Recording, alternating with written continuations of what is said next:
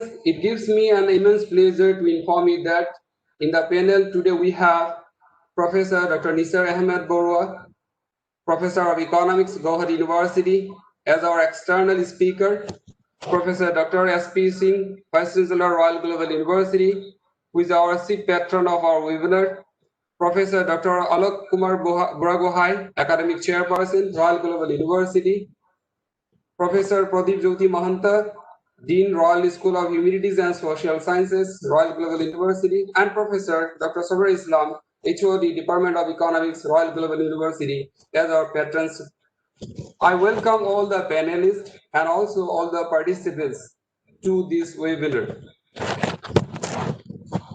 This webinar has been organized to throw some light on market failure and state intervention. To start with today's session, I'd like to introduce one of our patrons of our webinar, Professor Dr. Alok Kumar Buragohai, Academic Chairperson, Royal Global University.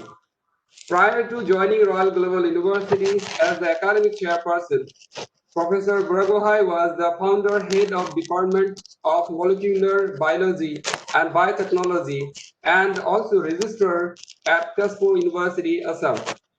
He has also served as the Vice Chancellor of Dibrugarh University, Assam. Professor Buragohai is also the founder of the ONGC-sponsored Center for Petroleum Biotechnology in the Dibrugarh University. Now, I'd like to invite Professor Buragohai, sir, for your opening remarks. Over to you, sir. Thank you and very good morning, Dilwar. I can see Professor S.P. Singh. Hello, Professor S.P. Singh. Good morning. Yeah. We are very privileged to have this morning with us very eminent economist of the country and the region, Professor Nisar Ahmed Borua, who is known to me for so many years now. And it's very nice to see you on our platform, Professor Borua, this morning. Welcome to you on my personal behalf and also on behalf of the Assam Royal Global University. In my very brief opening remark, I can only say that this topic, market failure and state intervention, is very, very important and very relevant and timely at this time. When market is experiencing and we are witnessing, tremors like never before, especially in the context of the pandemic situation, and otherwise also the issue of market failure and the role of states and the intervention of the state government and institutions is a very contentious issue. It has been debated over by political scientists, by sociologists, social anthropologists, economists, no doubt about it, for many, many years. There are crucial issues involved. We as citizens, as and also sociologists, social anthropologists, political scientists, their objective is to see and ensure how to maximize the social welfares. But in the event of market failures, to what extent the government should step in and government institutions should step in? Should it be left only to the market? Should it be always only left to the economy to handle the crisis of market failure? Or should government intervene? And if government intervenes, what is the cost benefit projections at the end? Because it will involve definitely it will involve administrative costs if the state intervenes. It will definitely state intervention would involve subsidies. Subsidies would lead to so many things, inefficiency and so on and so forth. So these are very contentious issues. And as students of economics, and also as a general concerned citizen, we are very keen to understand the issues. And it is from this point of view, it is so very important and very. It would be very interesting to listen to Professor Nisar Ahmed Borua, who is an expert in developmental economics, and we eagerly wait forward to listen to you. And I'm sure our students and scholars and the young faculty will benefit tremendously. I once again welcome you, Professor Borua, And thanks the Department of Economics for giving me this opportunity to share my thoughts in the. Thank you, sir, for your wonderful opening remarks. Now I'd like to invite Professor Dr. Sabra Islam. Professor Islam is the former principal in charge of Kesidas Commerce College, Guwahati, former OSD of Women University, Jorhat, Assam, now HOD, Department of Economics, Royal Global University. Ma'am, over to you for your remarks.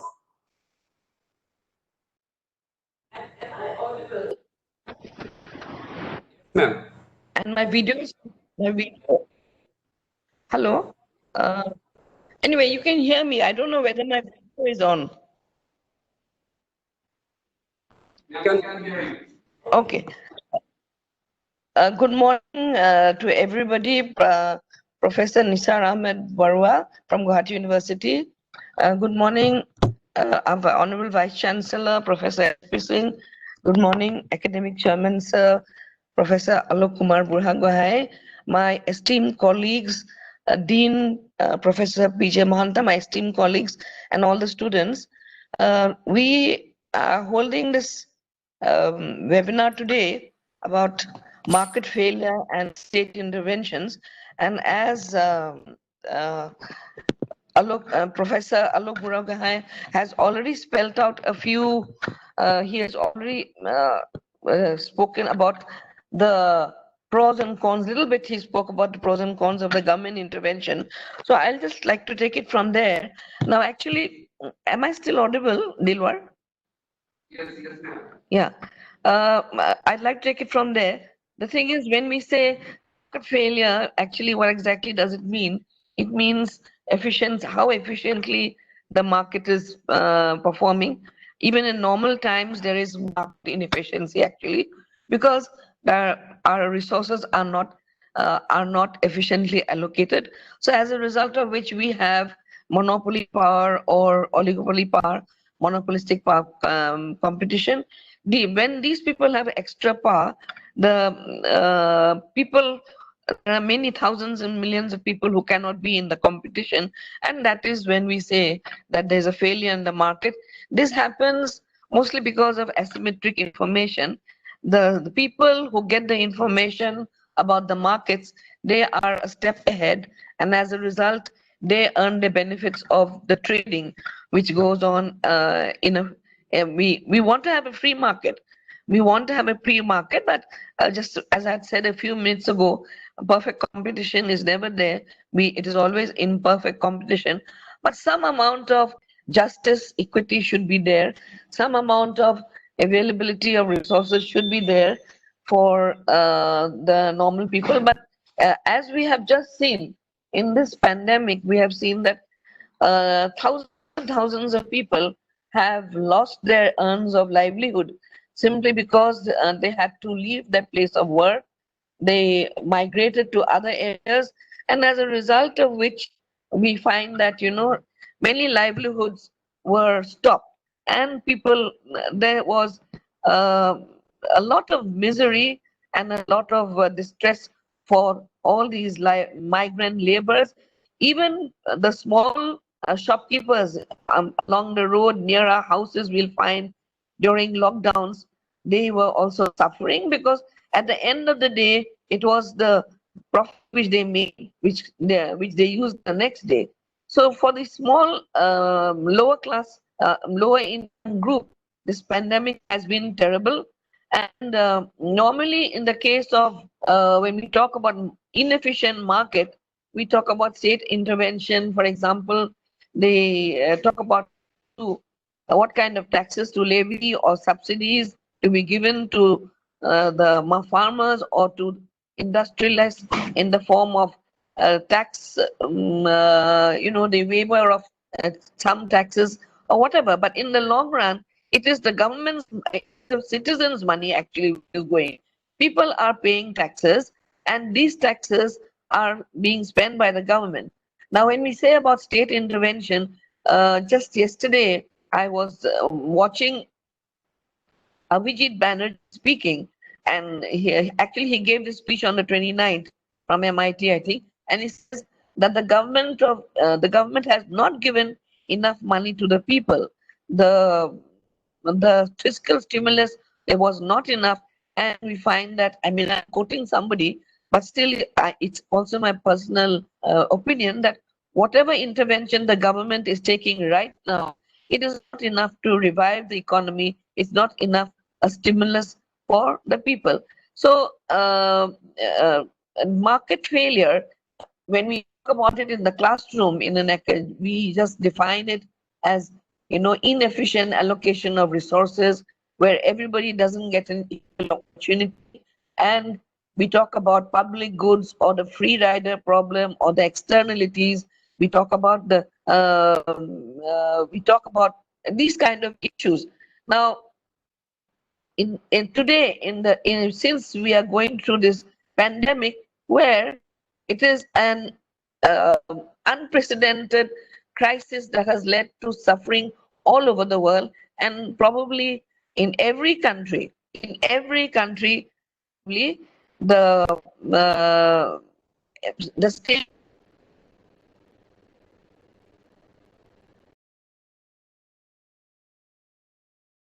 or China or any rich countries of the that you talk, they have been, looking after the people. In our case, our question is,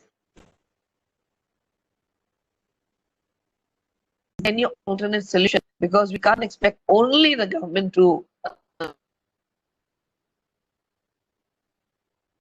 The objective of this webinar was to find what kind of intervention the state should take, and also, is there any other alternative as citizens of the country? Can the others also help? Of course, there are a lot of NGOs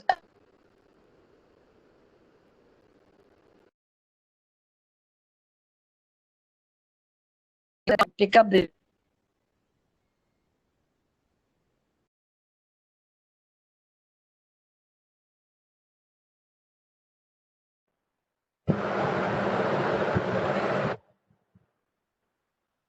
Ma'am, we can't hear you. now. Ma'am, we cannot hear it, ma'am. We can't hear you, ma'am. Yeah. So, Yes, ma'am. yes. No. So, I'd like to stop here because we have only 1 hour, and I would require. Our honorable is yet to speak. Thank you very much for giving me this opportunity, Dilwar. Thank you. I'm not. Thank you so much, ma'am, for your brief introduction to the topic of this webinar. Now, I would like to introduce our sixth patron of this webinar, Professor Dr. Dilavar, may I intervene? I'm Professor S.P. Singh, Vice Chancellor, Royal Global University. This is my introduction. Because I should not be, already 25 minutes have gone, Dilavar. I'm stopping you here. So may I excuse for that?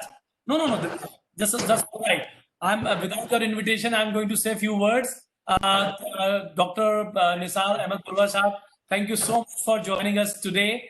And we are really eager to hear from you. My pleasure. And market failure, or business failure, market failure with respect to failure in the market or stock market failure, that is little bit knowledge I have. So I think you will clarify it also, what kind of market failure we are going to discuss today. And topic of economics is very, very important. And we have heard a lot about you. Though in my opinion, used to believe and I still believe that market never fails, that there's never a failure, full failure of the market. And I also believe that there is never be a perfect market. So that is in between that perfect failure and perfect, I would say, market. I think we are going to discuss something today, and I will be eagerly waiting to listen from you. So this is all from my side. 1 minute I've taken, Dilavar. Thank you so very much. And Professor Barua and all participants, we're looking forward for a very good deliberation from your end. Thank you so much. Thank you so much, sir, for your very, very short introduction. Now, moving to the presentation of Professor Dr. Nisar Ahmed Borwa, sir. I would like to introduce, sir. Professor Borwa is an MSc in Economics and PhD in Economics from Gohar University.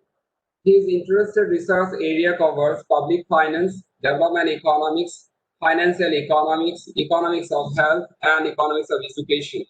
He has a varied work experience. He is the former head Department of Economics, Gauhati University, former Dean Faculty of Management, Gauhati University. He has been supervising PhD research scholars, and 11 research scholars have been awarded PhD in economics under his guidance and supervision. Professor Barua authored 4 books, 3 of them are edited, and also own 25 research papers and articles published in various reputed journals across the globe. He has completed 7 projects, both minor and major projects, till date, funded by various government agencies. Now, I'd like to invite you, sir, for your enlightened deliberations. Over to you, sir. Thank you, Dr. Hawk. Good morning, Professor Singh, Honorable Vice Chancellor. It's a pleasure to be here. I would like to thank Royal Global University for giving me this opportunity to interact with you. I have made a presentation. Let me put it up.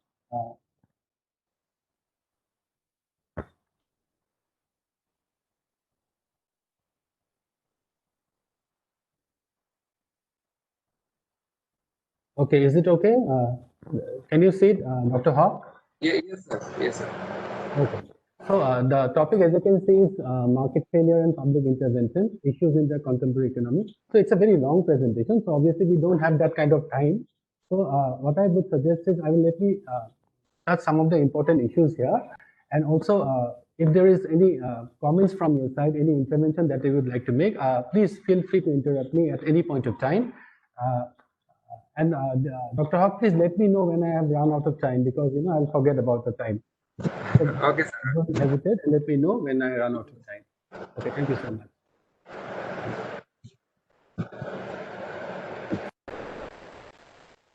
Okay, this is the topic, as you can see. Okay, let's start with private goods and public goods. Let me first concentrate on private goods. Private goods are all those goods and services which are bought and sold in the market. The first thing is, the first question is very simple. In fact, why do people pay for private goods? Obviously, if you don't pay for it, you don't get to consume it.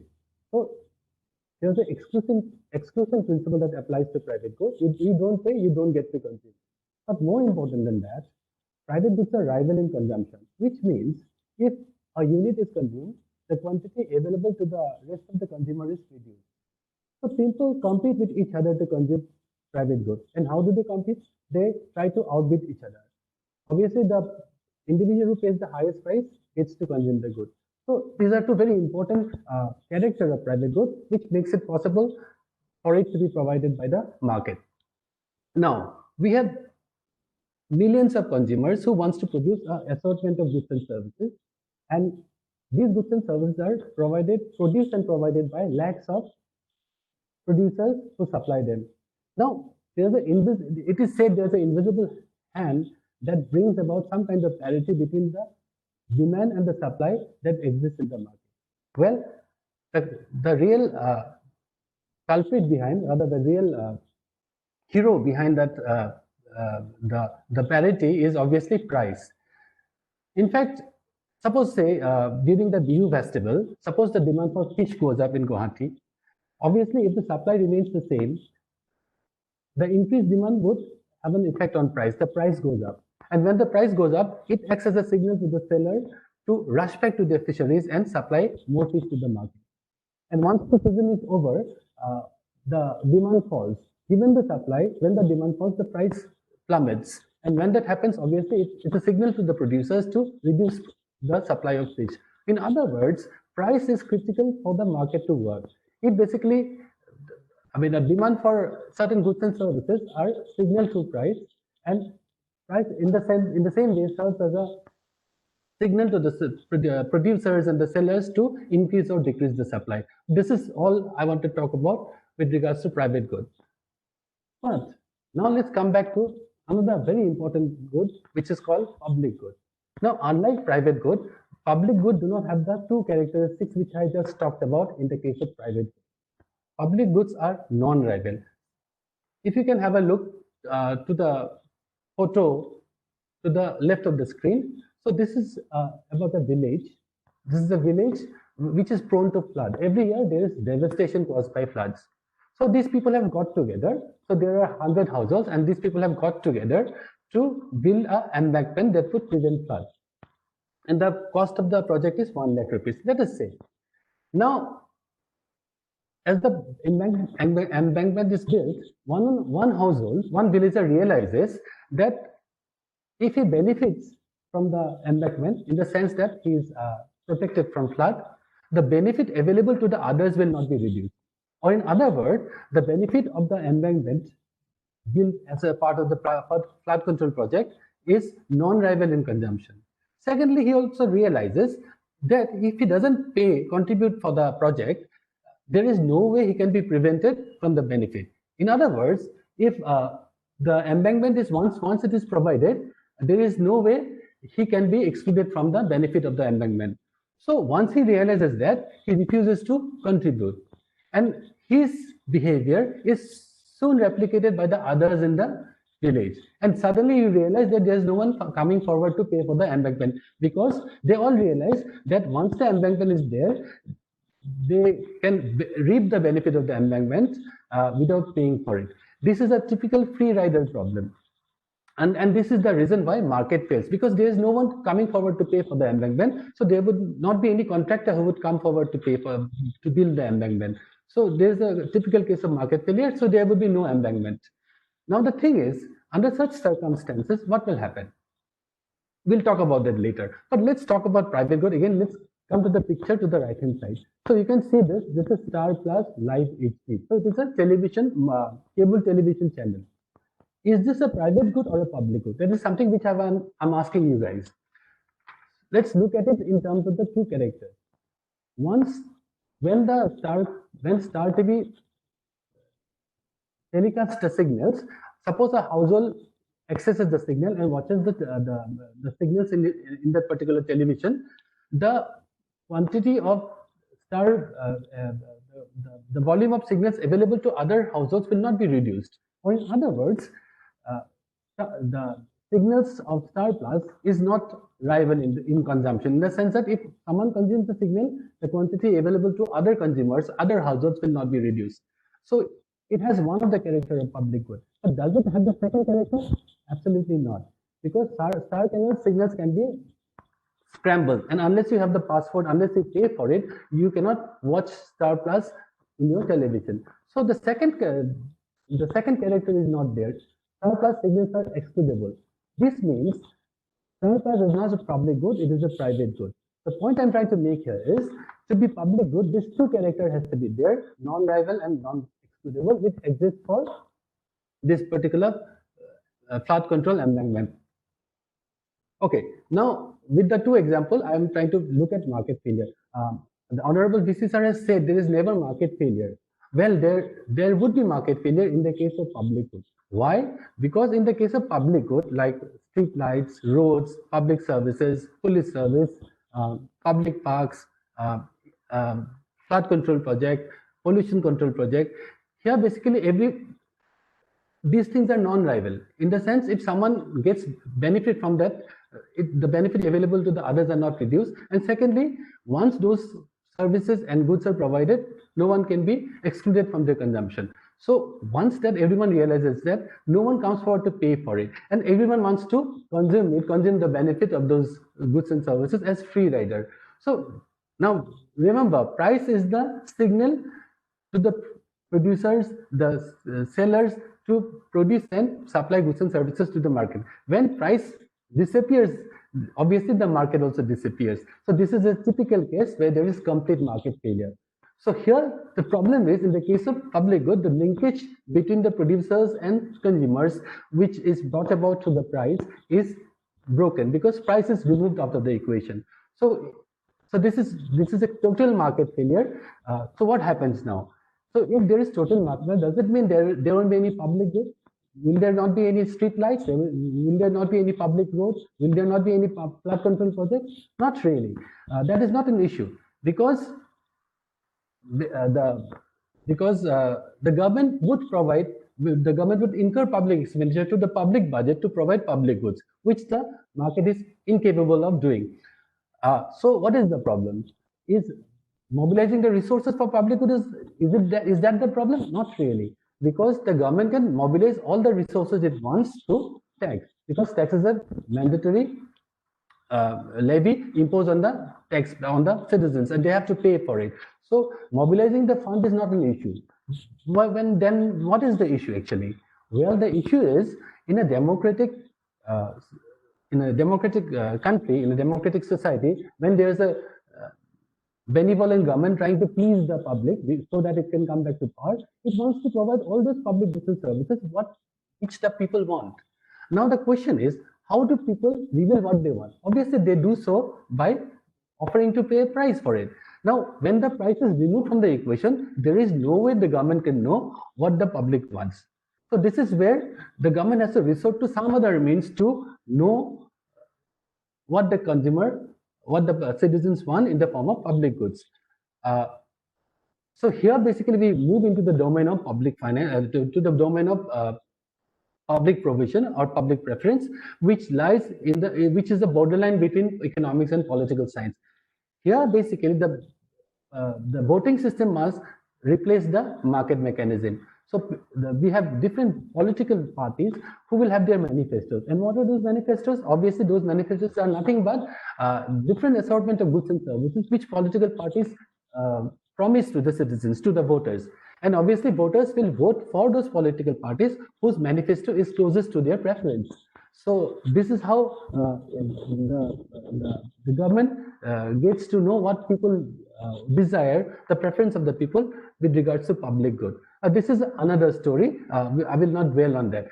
The point I want to say is, in the case of public good, there is total market failure. And basically, when there is total market failure, there is no way the market can provide public goods and services. In this case, the government has to intervene. But market failure can also be partial, as opposed to total market failure. And as Dr. Sabira Islam has pointed out, partial market failure can arise due to externalities. Now, what are externalities? Obviously, these are beneficial or harmful side effects that are generated during production, distribution, and consumption. Let's look at this.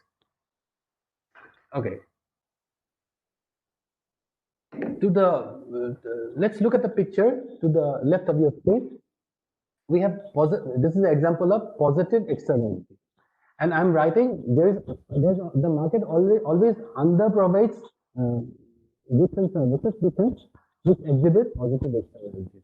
Let me explain this with an example. Suppose there's a classroom in the Royal Global University, and there are 50 students, and out of the 50 students, there are 5 students who come from a remote village. And in that remote village, there is a dengue epidemic going on. Now, there's a vaccine for dengue, which is available at 1,000 rupees per vaccine. Now, if all the 5 students, when they go back home, get themselves vaccinated, they are protected from dengue. Now, when they come back to their classroom, the remaining 45 students are also benefited in the sense because these 5 persons will not carry the dengue virus with them and spread it amongst the class. So the 45 people are beneficiary of positive externality because these 45 students already do not take part in the transaction of buying and selling of vaccine. They're still benefited. So this is what positive externality is all about. Now let's look at the substitution. Suppose of the 5 students, only 2 of them can afford to buy the vaccine at 1,000 rupees. When that happens, obviously, 2 are vaccinated, the other 3 are not. When they come back to the classroom, there's a chance that the other 3 will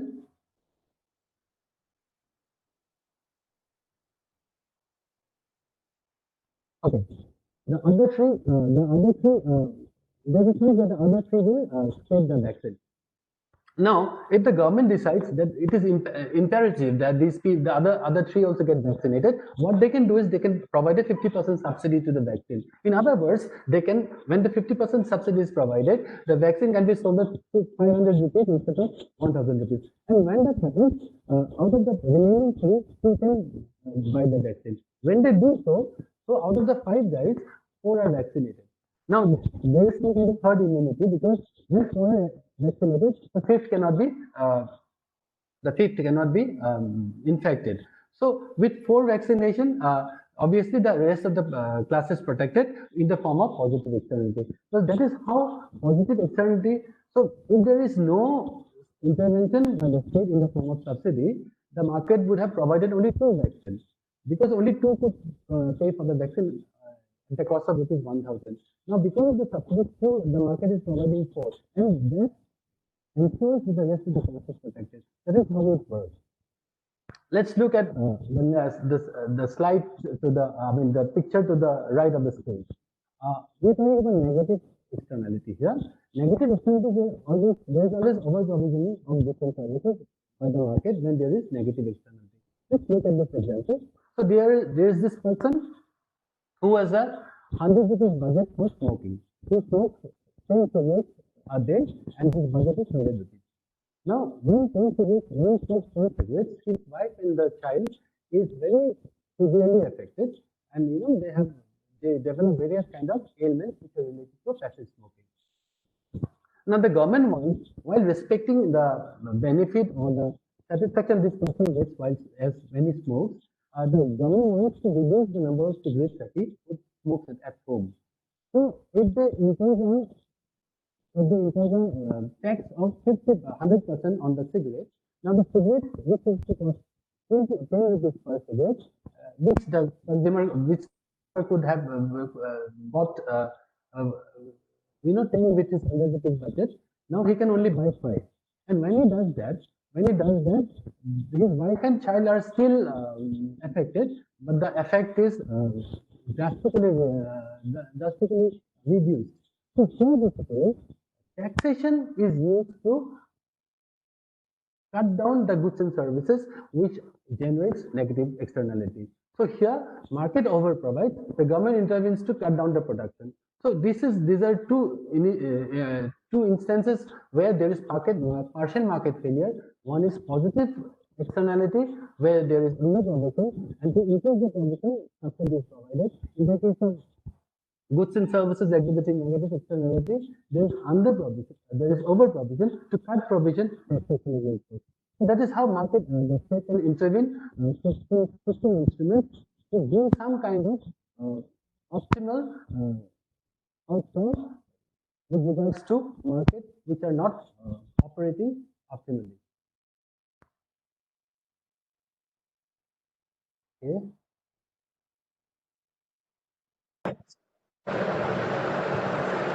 Just give me 1 second.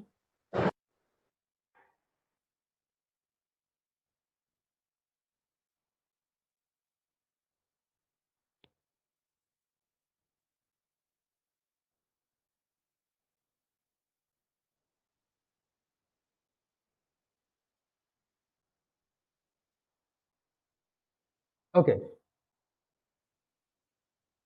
So the rationale for public intervention depends on the kind of market failure that is taking place. If there's total market failure, then obviously there has to be full government intervention. The government has to provide all the goods and services which the market is incapable of doing. And if there is partial market failure, then there is fiscal intervention. So as I've said, when the good is exhibiting positive externality, there is always under provision, and this under provision has to be corrected through the extension of subsidy.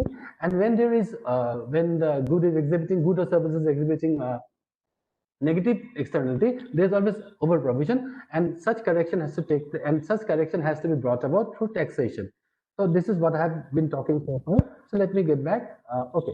Now, this is what the theory says. I would like to get back to operational situations in the economy, in our society, which calls for public intervention. I've chosen 3 sectors: education, public health, and social welfare. I hope you'll find it interesting.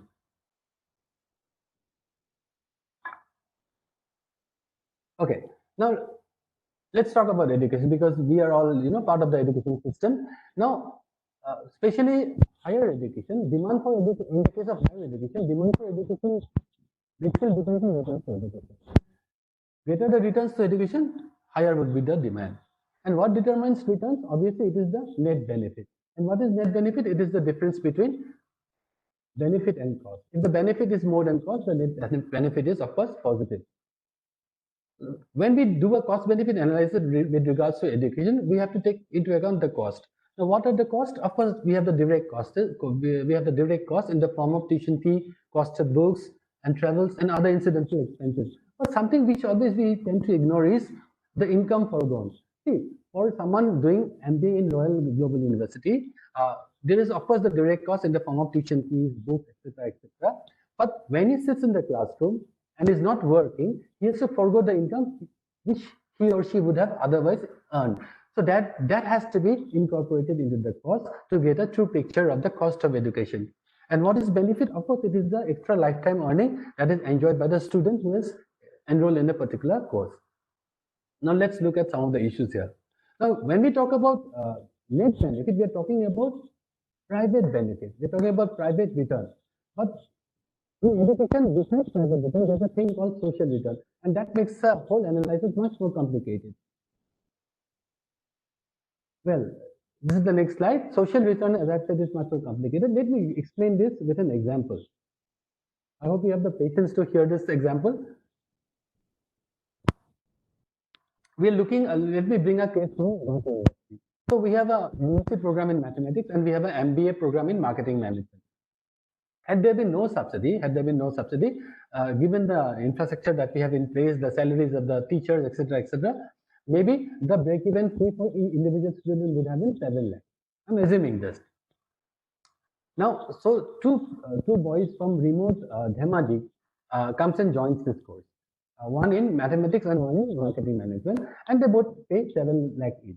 And they pass out and they go back to the same village. Now, this one of the mathematics fellow joins a school there, where he teaches mathematics, and he gets a salary of 20,000 rupees per month. And the MBA graduate joins a multinational company, say Hindustan Liver, and he was posted there in the remote town in Dhemaji, where he sells detergent. And he does a job in an excellent manner, and there's a lot of profit going to the company. Now, obviously, and this MBA graduate is getting a salary of 2 lakhs. Obviously, the return for the management graduate is much, much more than that of the school teacher who is teaching mathematics. So, so when it comes to the choice of course, obviously everyone would opt for a marketing management course, because after paying 7 lakhs is getting a salary of 2 lakhs, whereas in mathematics after paying 7 lakhs you're getting a salary of rupees 2,000 rupees per month. That's obviously not at all comparable. However, let's look at the guy from the mathematics guy who's teaching maths. He teaches maths to students year in and year out, year after year, and these students constitutes the basis for people who would become engineers, who would join management courses, who would join other courses, etc. So the return, the private return, so far as the private return is concerned, it is only 20,000 rupees per month, which accrues to the teacher. However, the social return is incredible, because he's teaching year after year to hundreds of students mathematics who otherwise would have been deprived from that particular discipline. On the other hand, this management person who is doing a great job selling detergent, his return is great. His 2 lakh rupees per month. His return, the return that he gets is great after paying 7 lakh for the course. However, the social return is very negligible in the sense that, although the company is profiting from his great work, however, there is no contribution to the society.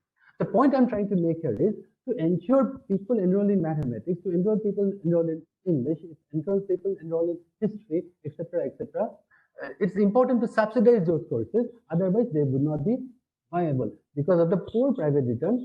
And the lesson here is the subsidy is justified because of the incredible social return such courses provide. That is the basis of the subsidy. Now, there are other issues, of course. The issue is not settled because there are other issues which also has to be addressed.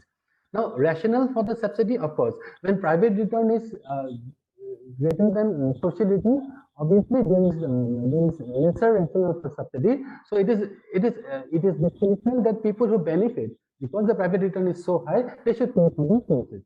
There should not be any public subsidy for such courses where the private return is high. But then in that case, if there is no subsidy, who should bear the case? Who should bear the cost, of course? Then obviously the person who benefits should bear the cost. That is the second thing. But there are other issues in hand. basically earnings from all business schools are not uniformly distributed. Some business outturns of some schools gets a return which are much more higher than outturns of other schools. So obviously you cannot have a common policy for all business schools. So the solution gets much more complicated. And secondly, is a selective subsidy the way out? So do you subsidize courses like maths and science and basic science and etc., where the social return is very high, and do not subsidize professional courses where the private return is very high? Is that the way out? Well, not really. Then under the circumstances, what happens to students from relatively disadvantaged background? Do they not get do they not deserve a opportunity to do professional courses? So here basically the question of student loans come in. So there are other issues which are placed which can resolve such issues. But this is issue which I just wanted to highlight: the justification of subsidy for some courses and the justification of not providing subsidy for other courses. Okay, let's leave this aside. Dr. Hawk, am I still audible? Can I move on? Do I have time? Sir, we have around 15 minutes. Okay, so which you would like to interact? Shall I stop here? I wanted to talk on healthcare also, but if you require some time for interaction, I can stop. Sir, we'll have questions after your presentation. You can continue for a few minutes, sir. Okay. So let's talk about healthcare. Let's talk about the market failure, partial market failure in healthcare, and why the government needs to intervene. See, there's a market for healthcare and not for health, because health is inherent to an individual, and health, as opposed to healthcare, which can be traded, which can be bought and sold. Unlike other goods and services which are traded in the market, healthcare is unique. Let me tell you why. First thing is, of course, people consume goods and services because it gives them satisfaction. They voluntarily buy goods and services and consume that. But that is not the case in healthcare. In healthcare, people do not voluntarily consume healthcare. They are forced to do so when they are sick. So that is the first difference between healthcare and other goods and services. But more important, there's a peculiarity here. Now, how does the market provide the optimum quantity of goods and services? It is because of the interaction between the forces of demand and supply. So we have one set of we have consumers on one side who's trying to buy a certain good or service at the minimum price, and on the other hand, we have a set of sellers who wants to sell the goods and services at the highest price possible. And when they negotiate, when they interact, obviously some kind of parity is restored, and that is the equilibrium price, which is also known as the market price. So we have two diametrically opposite forces interacting to get the equilibrium price. But let's look at healthcare. We have the doctor who basically decides who sells the healthcare, who is the supplier of the healthcare.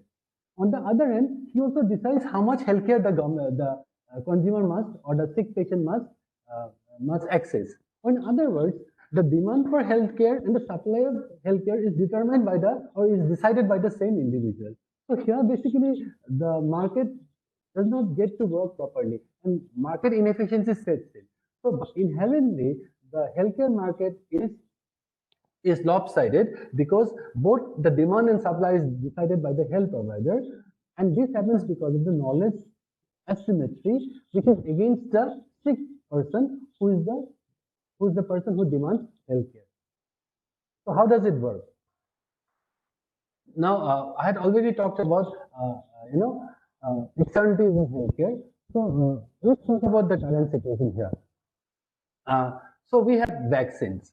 Vaccines are being made, and so we have people who, some of them will buy vaccines. Some of them will buy vaccines, and when they buy vaccine, they will be protected from COVID-19. However, people in their vicinity who they are in contact with, they also will be protected, because these guys will not be infected. So externality basically extends to the people in the vicinity of the person who has actually taken the vaccine. So that is the generation of externality in the case of vaccine. Now the question is, why does the government needs to intervene? Why does the government needs to come into the picture? Suppose vaccine for COVID-19 costs 10,000 rupees per vaccine. In that case, in a population, suppose our population is 100 crores. In that case, only 1 crore population will be able to afford the vaccine. So if 1 crore population affords the vaccine, there is under provision of vaccine. Market provides a quantity of vaccine which is very, incredibly less than what the optimal should be. So the government would like the market to provide more vaccine. So what it does, it starts giving subsidies to the vaccine company. If it provides a subsidy of 100% to the vaccine company, so instead of 10,000 rupees per vaccine, the vaccine provider can provide the vaccine at 5,000 rupees. So the number of individuals who can buy vaccine goes up, exponentially. Suppose it goes up to 10 crores. Even then, 90 crores population would be prevented or exempted from the vaccination program. So in that case, the government would again keep increasing the subsidy, and eventually it might decide to provide the vaccine entirely free of cost. And when that happens, obviously, most of the people in the country will be vaccinated, and that will bring in herd immunity.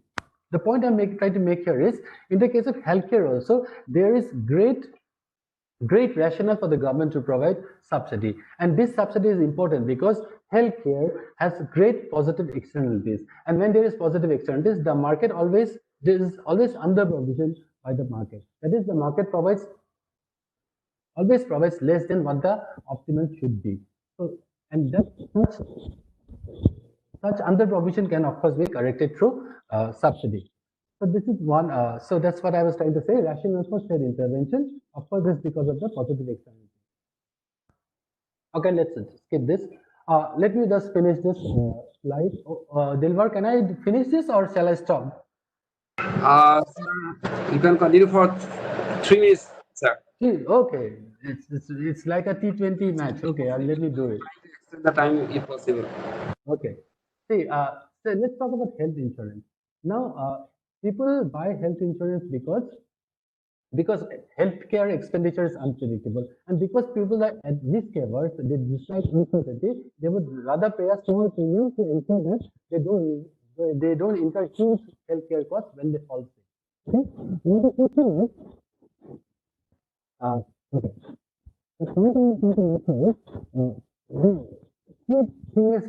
The key thing here is, of course, premium. Premium of the health insurance. The premium will depend upon the probability of illness and the cost of healthcare. Now, we have given an example. Let me follow the example. Suppose what happens is, in the case of health insurance, there is knowledge asymmetry, which means the insurance company has absolutely no idea about the potential clients that would enroll in the health insurance program, whereas each individual client know their health. So when an insurance company basically rolls out a health insurance, offers a health insurance program, usually it attracts unhealthy people.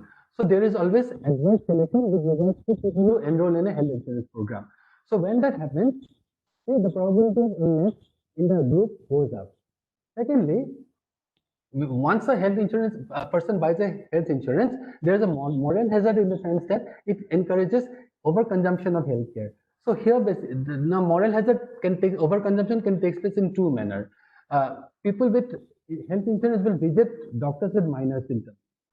The physicians will order unnecessary tests when they realize that a person has a health insurance. Or hospitals will insist that people stay for longer periods of time when they see people with health insurance. So when this happens, obviously the premium would go up because probability of illness goes up when sick people enroll in the program, and cost of healthcare goes up when there is overconsumption of healthcare. So this adverse selection and moral hazard would fluctuate with the premium, and this has to be controlled through health intervention. Let me just finish this. So USA has moved into some serious health intervention through the Obamacare program, which I wanted to talk about maybe some other time. And of course, India has followed up with its Ayushman Bharat program. That is also a very ambitious program which seeks to cover 40 crore people, 50 crore individuals, or around 50% of the total households of India. So this is where I would like to stop. Thank you so much. Okay.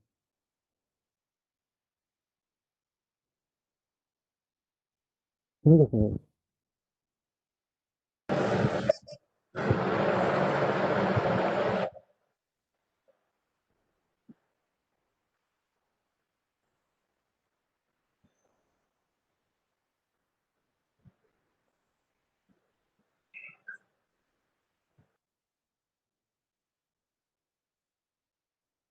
Okay, Dilbar, thank you so much. Okay, okay, sir. Thank you so much, sir, for your thoughtful deliberations on the topic market failure and state intervention. Due to shortage of time, we're really sorry. We're gonna extend it.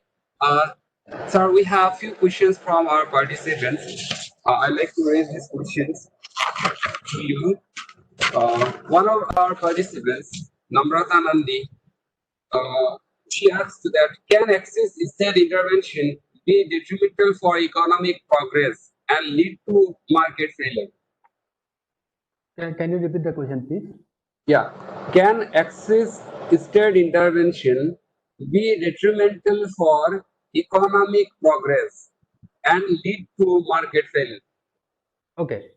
Obviously, you are very right. In the sense, when the market is operating optimally, when the market is working in a proper manner, there is no rationale for state intervention. State intervention only has to take place under two circumstances. One, when there is total market failure, and that happens in the case of public goods. And second, when there is partial market failure, and this basically arises when the goods exhibit externalities. It could be both positive and negative. Under the circumstances, it have been through using fiscal instruments like taxation and subsidies. Of course, there are other distortions in the market which also basically calls for small state intervention. But obviously, when the market is operating optimally, there is no justification for any kind of state intervention.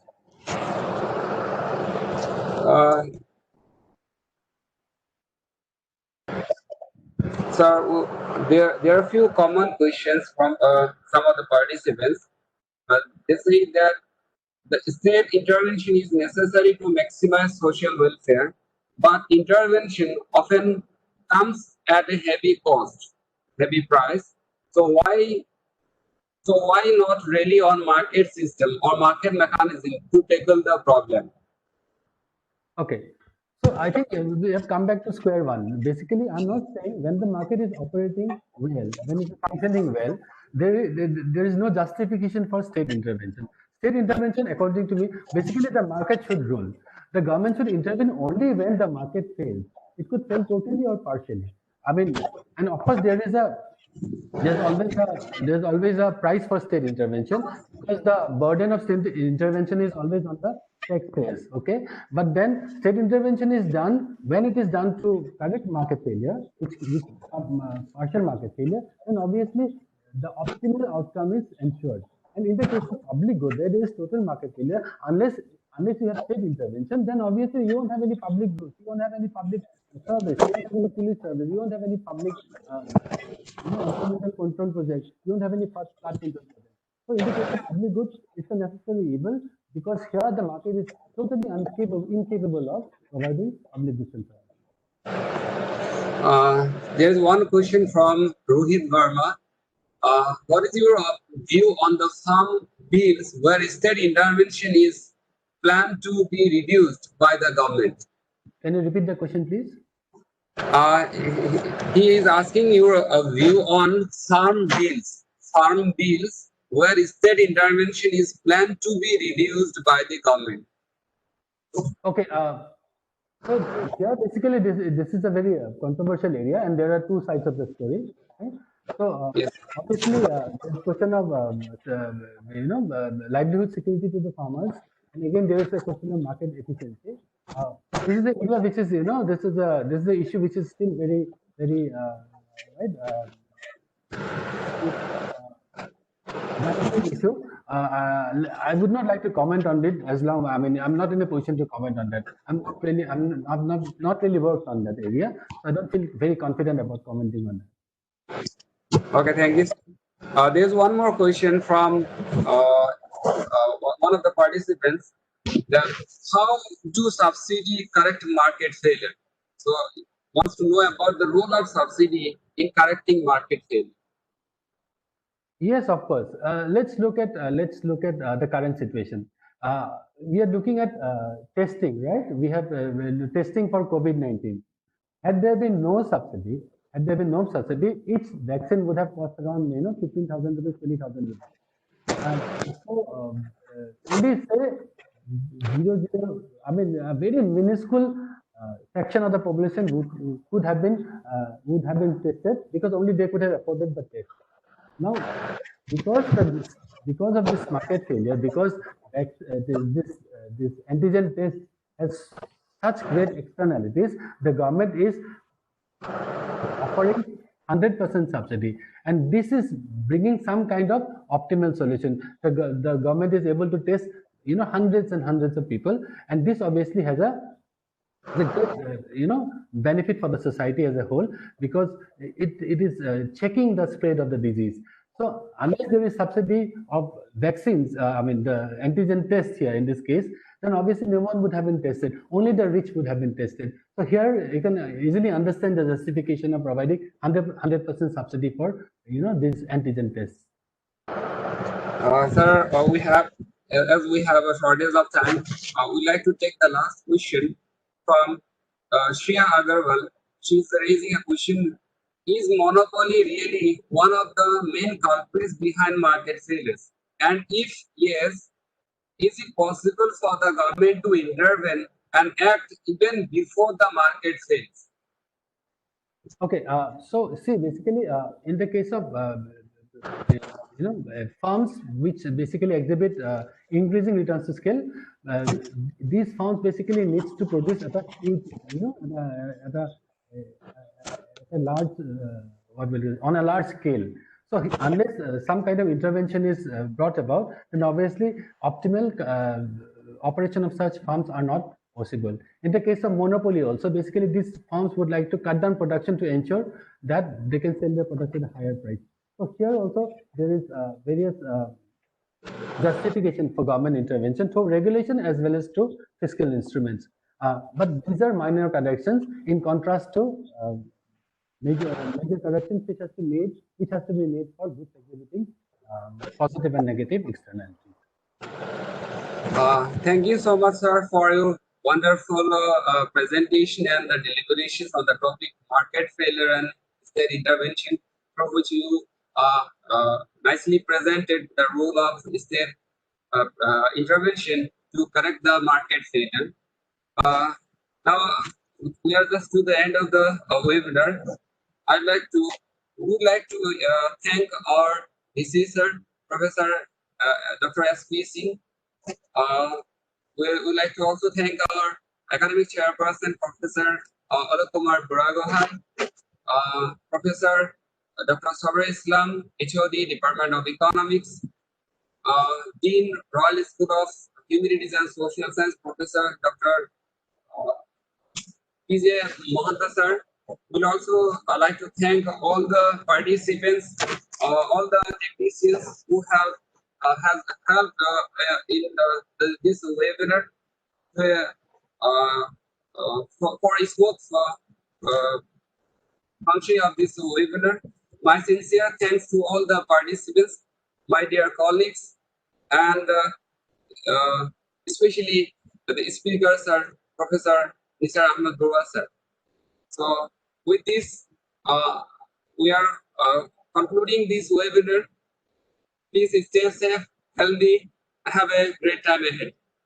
Thank you. I would like to thank Professor Singh. Thank you so much, sir, and also the Royal Global family. Thank you so much. Thank you so much, sir. Thank you, Barwa sir. Thank you so much. Thank you. Honor.